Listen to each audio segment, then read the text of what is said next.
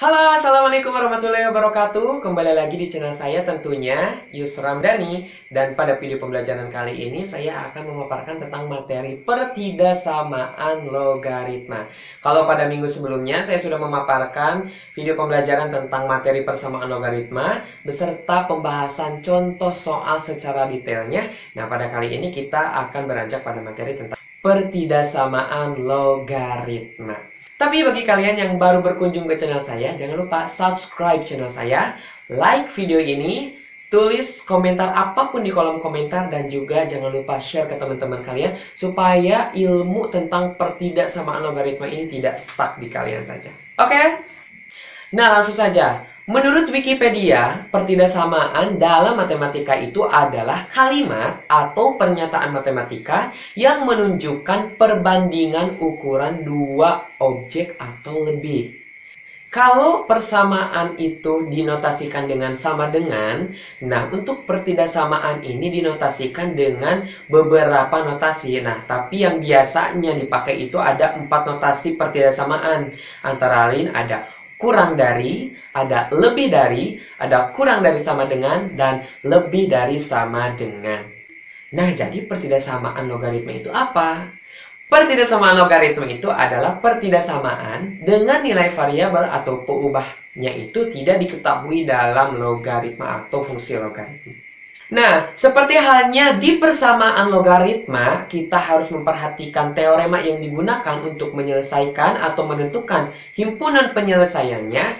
Maka dalam pertidaksamaan logaritma pun kita ada beberapa teorema yang harus dipahami nih. Nah, tetapi secara umumnya ada 2 hal yang harus kalian perhatikan atau kalian ingat-ingat ketika ingin menyelesaikan soal pertidaksamaan logaritma. Yang pertama, kalian tuh harus memperhatikan ketika nilai basisnya itu lebih dari 1 atau nilai basisnya itu antara 0 dan 1.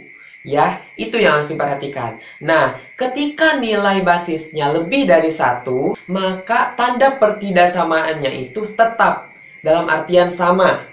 Ya, tetapi ketika nilai basisnya itu berada antara 0 dan 1, maka tanda pertidaksamaannya itu akan berubah.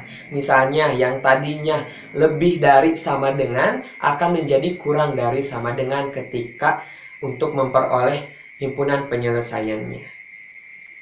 Nah, yuk langsung saja kita bahas satu persatu teorema tentang pertidaksamaan logaritma ini.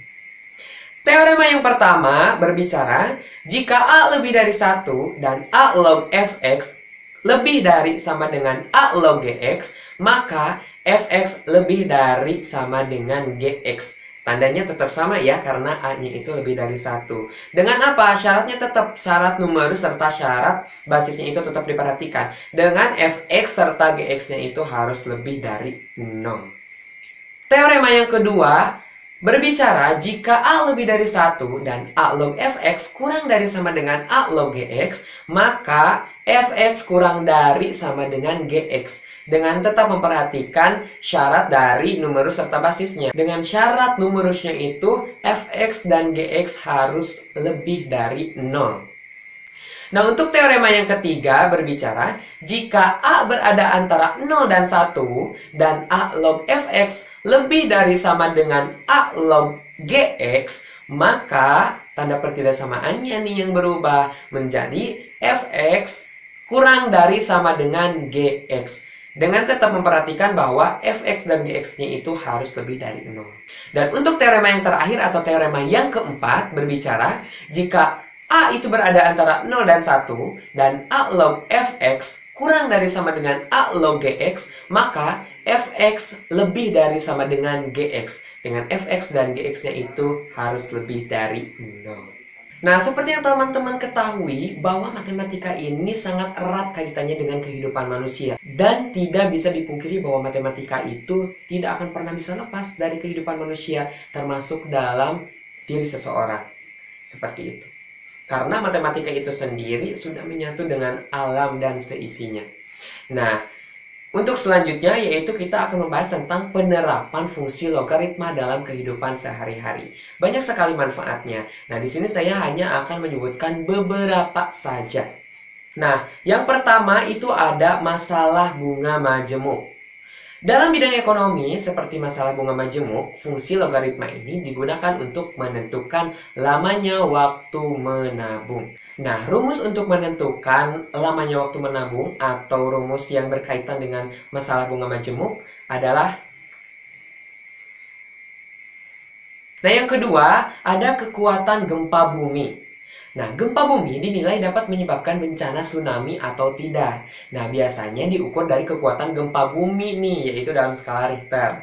Nah, untuk menentukan kekuatan gempa bumi dapat dihitung intensitasnya. Nah, intensitas gempa adalah ukuran energi gelombang dari suatu gempa bumi. Nah, untuk menghitung kekuatan gempa bumi ini dapat dihitung dengan rumus logaritma. Adapun rumus untuk menentukan kekuatan gempa bumi antara lain seperti di sini.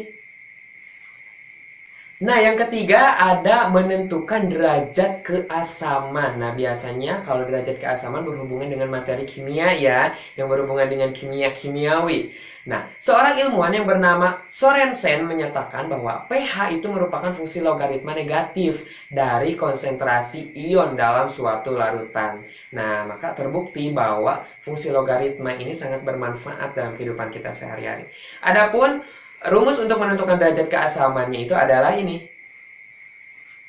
Nah, yang terakhir yang akan kita bahas tentang penerapan fungsi logaritma itu ada menentukan taraf intensitas bunyi. Nah, taraf intensitas bunyi adalah logaritma perbandingan antara intensitas bunyi dengan intensitas ambang pendengaran manusia.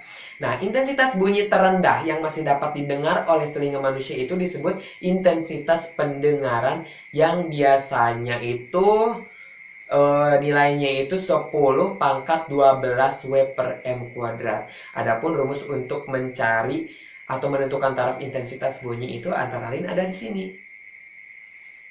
Nah, itulah beberapa pemaparan tentang materi pertidaksamaan logaritma serta penerapan fungsi logaritma dalam kehidupan sehari-hari. Bagi kalian, jika ada yang ingin ditanyakan atau ada saran, kritik, atau apapun itu, silakan langsung saja taruh di kolom komentar ya. Jangan lupa like video ini, share ke teman-teman kalian supaya ilmunya tidak stuck di kalian. Dan jangan lupa subscribe ya. See you di video pembelajaran selanjutnya. Bye-bye.